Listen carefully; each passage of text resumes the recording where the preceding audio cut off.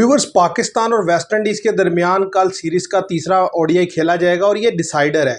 और ये खाली सीरीज़ का डिसाइडर नहीं है, मेरा ख्याल है इसमें बहुत कुछ डिसाइड होने वाला है। सबसे बड़ी बात तो ये है कि मोहम्मद रिजवान की कैप्टनसी भी डिसाइड होगी इस सीरीज़ के बाद कि आया वो आइंदा पाकिस्तान की टीम को एज अ कैप्टन चलाएंगे या नहीं चलाएंगे। इसी तरीके से बाबर आजम की पोजीशन भी मुझे कहीं ना कहीं खतरे में लगती है।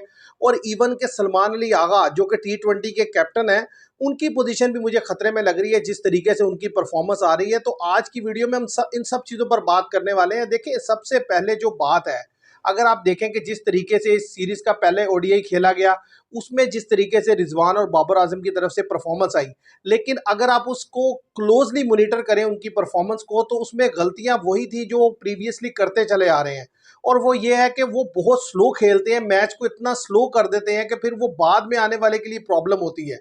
वो तो पहले ओडीआई में अल्लाह भला करे हसन नवाज का कि उन्होंने एक्सीलेंट इनिंग्स खेली और हुसैन तल्लत ने, और उन्होंने वो मैच निकाल लिया। लेकिन उनकी जो रूटीन है या वो जो उनका स्टाइल ऑफ क्रिकेट है वो नहीं बदला। मोहम्मद रिजवान दूसरी, आप अगर ओडीआई में देखें तो 38 बॉल्स फेस किए, उन्होंने 16 रन बनाया है। बात यह है कि उसी विकेट पर दूसरे लड़के आकर तेज खेल सकते हैं, तो एक एक्सपीरियंस बैटर जिसने इतना अरसा हो गया, जिसे खेलते हुए 8-10 साल हो गए हैं, वो क्यों नहीं खेल पा रहा। अब बेसिकली जो रीज़न मुझे समझ आती है वो ये है कि भाई ये अपने स्टाइल ऑफ क्रिकेट को बदल ही नहीं सके। ये ऑफ स्टंप पे वीक थे, वीक ही रहे, इनसे सिंगल नहीं हो पाती। जब ये शॉट खेलते हैं तो बस एक ही शॉट खेल सकते हैं और वो भी लेग स्टंप पर।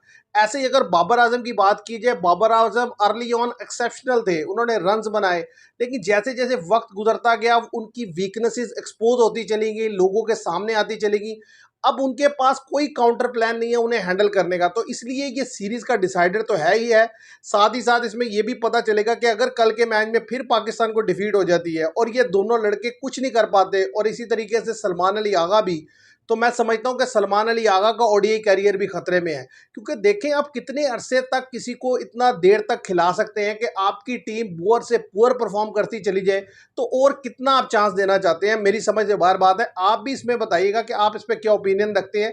मेरी ये ओपिनियन है कि इनफ इज इनफ। अगर आपसे नहीं हो पा रहा तो ठीक है, फिर एक दूसरे लड़कों को चांस दिया जाए, जैसे आपने T20 में डिसीजन लिया है, नए लड़कों को मौका दिया है।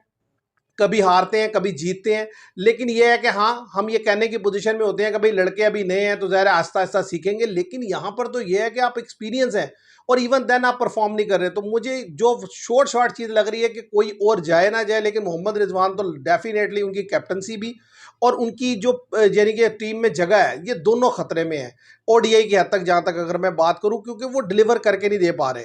और साथ ही साथ मैं ये समझता हूं कि पाकिस्तान को अगर कल का ओडीआई जीतना है तो उसके लिए कुछ इंपॉर्टेंट चेंजिंग्स करनी लाजमी है। देखिए, पिछले ओडीआई में आप वन बॉलर शॉर्ट थे, हर एक ने ये बात महसूस की कि आप जब फिफ्थ बॉलर आया आपके पास, तो ज़ाहिर है डेफिनेटली वो इतने ज़्यादा रन्स कंसीड हो गए कि मैच आपके हाथ से चला गया। और दूसरी चीज़ ये है कि अगर आपने हुसैन तल्लत से बॉलिंग नहीं करवानी, तो फिर हुसैन तल्लत की जगह डेफिनेटली आपको एक बॉलर चाहिए मीडियम पेसर ऑलराउंडर के तौर पर। या तो आप फ़हीम अशरफ को खिलाएं, या फिर आप जो है बॉलिंग डेप्थ बढ़ाने के लिए नसीम शाह को भी इन करें। क्योंकि बात यह है कि आपके पास 5 बॉलर रेगुलर होने चाहिए, तब जाकर आप दूसरी टीम को हरा पाएंगे, अदरवाइज आपके लिए मुश्किल है। इसी तरीके से सुफियान मुकीम को लाजमी तौर पर टीम का हिस्सा होना चाहिए। पाकिस्तान ने पता नहीं क्यों ये रोटेशन पॉलिसी को जो है शुरू कर दिया। भाई, रोटेशन पॉलिसी अच्छी होती है, लेकिन कम से कम आप पहले सीरीज तो जीत लें। आपने सीरीज तो 1-1 से लेवल करवा दी। वेस्ट इंडीज वो साइड है जो नंबर 10 पे चल रही है, जो पिछले 2 टूर्नामेंट जो ओडीआई के खेले गए हैं उनमें वो क्वालिफाई नहीं कर सके। आप उस टीम से हार के जो आ गए हैं। अब आपने आखिरी ओडीआई खेलना है, और जिस तरीके की प्लेइंग कंडीशन है, मुझे नहीं लगता कि आपके लिए इतना इजी होगा। अगर आप वेस्ट इंडीज को देखें तो वेस्ट इंडीज के पास तो प्रॉपर 5 बॉलर खेल रहे हैं। भाई देखिए, गुदेश मोती खेल रहे हैं, ठीक है, रोस्टन चेज खेल रहे हैं, और साथ ही साथ आप 3 फास्ट बॉलर जेडन सेल, ब्लेड और इनके साथ शुमार जोसेफ खेल रहे हैं। इवन के जस्टिन ग्रीविस भी बॉल करते हैं। तो कहने की बात, ये वैरायटी होनी चाहिए बॉलिंग में। आपके पास क्या है कि 4 बॉलर हैं और उसमें भी 2 फास्ट बॉलर हैं, उसके अलावा सारा स्पिन डिपार्टमेंट है आपके पास, वो स्पिनर है। और स्पिनर में भी 2 स्पिनर तो चले आप कह सकते हैं बेहतर है, उसके अलावा जो 2 स्पिनर है वो आपके पार्ट टाइमर है। तो इसलिए आपको एक रिप्लेसमेंट बनती है। अगर हुसैन तल्लत से बॉलिंग नहीं करवानी तो मेरा ख्याल है फिर उनकी जगह आपको लाजमी तौर पर कोई बॉलर खिलाना पड़ेगा। लेकिन उसके लिए सबसे बड़ा मसला यह है कि हुसैन तल्लत ने पिछले दोनों ओडीआई में परफॉर्म करके दिया है, तो या तो फिर आप सलमान अली आगा को बाहर करें, लेकिन सलमान अली आगा बॉलिंग कर रहे हैं। तो कहने की बात, ये आप बुरी तरह फंसे हुए हैं। इसकी सिर्फ एक ही सोल्यूशन है इसका, अगर इससे निकलना है तो वो ये है कि भाई हुसैन तल्लत को अगर खिलाना है तो उनसे 5 ओवर 6 ओवर आप लाजमी मैच में करवाएं, ताकि आपको जो है वो थोड़ा बहुत एज मिले बॉलिंग में। और मैं समझता हूँ इब्रार अहमद की जगह सुफियान मुकीम को अंदर लाएं। उसकी वजह यह है कि वो चाइनामैन स्टाइल बॉलर हैं, उनका विकेट टेकिंग एबिलिटी मैं समझता हूँ ज़्यादा है, वो ज़्यादा तंग कर सकते हैं वेस्ट इंडीज़ को in comparison to Ibrar Ahmed. तो ये चेंजिंग्स मुझे लगता है पाकिस्तान की करनी ज़रूरी है। और इसके साथ साथ पाकिस्तान ने जो इनजस्टिस किया है कामरान गुलाम के साथ, मेरा ख्याल है आइंदा आने वाले टूर पर उसको जो है रेक्टिफाई करना होगा कि आपको मिडिल ऑर्डर में उस लड़के को साथ चलाना चाहिए, ताकि अगर कहीं ज़रूरत पड़ जाए तो आप किसी की रिप्लेसमेंट में उस लड़के को खिला सकें। आप जानते पूछते ऐसा लड़का कोई साथ ही नहीं रखते कि अगर ज़रूरत भी पड़ जाए तो आप उसे खिलाएं। और साथ ही साथ मैं समझता हूं चाहे हसन अली ने 2 विकेट लिए हैं, लेकिन नसीम शाह का वापस आना बनेगा, क्योंकि नसीम शाह ने पहले ओडीआई में इतनी बुरी बॉल नहीं की थी। हसन अली का ये है कि हसन अली रन ज़्यादा कंसीड करवा देते हैं, इसलिए नसीम शाह हो, नसीम जो पाकिस्तान की पूरी स्ट्रेंथ पहले ओडीआई में खेली है वही खेलनी चाहिए। क्योंकि देखिए आपको वेस्ट इंडीज़ से हर हाल में ये सीरीज़ जीतनी है, तभी जो आपके जो सीनियर प्लेयर्स हैं कुछ तो एक तो इनकी इज्जत भी रह जाएगी और ये आगे कंटिन्यू भी करेंगे, वरना डेफिनेटली बड़ा सख्त क्रिटिसिज्म आएगा। और आइंदा आने वाली ओडीआई सीरीज़ में इनमें से कई ऐसे होंगे जो आपको खेलते हुए नज़र नहीं आएंगे। और अगर हम वेस्ट इंडीज़ के पॉइंट ऑफ व्यू से देखें चीज़ों को, तो मैं समझता हूँ कि वेस्ट इंडीज़ अपना सब कुछ लगाएगा इस मैच के लिए, क्योंकि वो चाहेगा कि वो इस ओडीआई सीरीज़ को जीते और अपने आप के पॉइंट बढ़ाए, क्योंकि वो नहीं चाहता कि अगली दफ़ा भी उसको जो है वो क्वालिफाई राउंड खेलना पड़े, बल्कि वो तो चाहेगा कि वो नंबर 10 से अंदर अंदर फिनिश करे, ताकि वो डायरेक्टली क्वालिफाई करे 2027 के वर्ल्ड कप के लिए।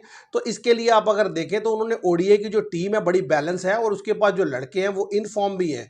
और साथ ही साथ बॉलिंग में मैं तारीफ़ करूंगा जैडन सील की और शिमार जोसेफ की, जिस तरीके से वो बॉल करते हैं। फिर इसी तरह गुदेश मोती को आप इजीली ले सके लगता है, वो भी बेहतरीन बॉल करते हैं। रोस्टन चेज मैं समझता हूँ उस प्लेयर को बड़ा अंडर एस्टिमेट किया जाता है, अदरवाइज ये एक्सेप्शनल प्लेयर हैं। आप उनको देखें, जब जब मौका मिलता है वो बैट और बॉल दोनों से डिलीवर करके देते हैं।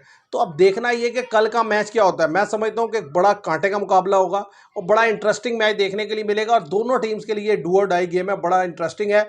देखते हैं कि पाकिस्तान क्या प्लेइंग 11 उतारता है। जो मैंने प्लेइंग 11 बताई है आपको कि देखें टॉप ऑर्डर के लड़के तो वही रहेंगे एज इट इज़, क्योंकि आपके पास कोई ऑप्शन ही नहीं है। दूसरी तरफ आपके पास जो ऑप्शन अवेलेबल है वो मैंने आपको बता दी कि आपको एक फास्ट बॉलर या एक ऑलराउंडर अंदर करने की ज़रूरत है और सुफियान मुकीम को लाने की ज़रूरत है, ताकि आप जो है वेस्ट इंडीज़ के लिए मजीद प्रॉब्लम क्रिएट कर सकें। और टॉप ऑर्डर के लड़कों का परफॉर्म करना बड़ा ज़रूरी है अगर पाकिस्तान ने कल मैच जीतना है, और पॉजिटिव इंटेंट के साथ जाना होगा। ये नहीं है कि आप डरपोक तरीके से जाएं, आप डरे डरे खेलते रहें, बॉलर्स को अपने ऊपर हावी करने दें। 5-6 ओवर में आप 40 रन करते हैं और अगले 14 ओवर में आप 60 रन बनाते हैं, तो इस तरह तो कभी भी आप मैच नहीं जीत सकेंगे। आपको अपनी सोच बदलनी होगी, तभी आप मैच जीत सकेंगे। तो आज के लिए इतना ही, उम्मीद करता हूँ आपको वीडियो पसंद आएगी। Thank you very much.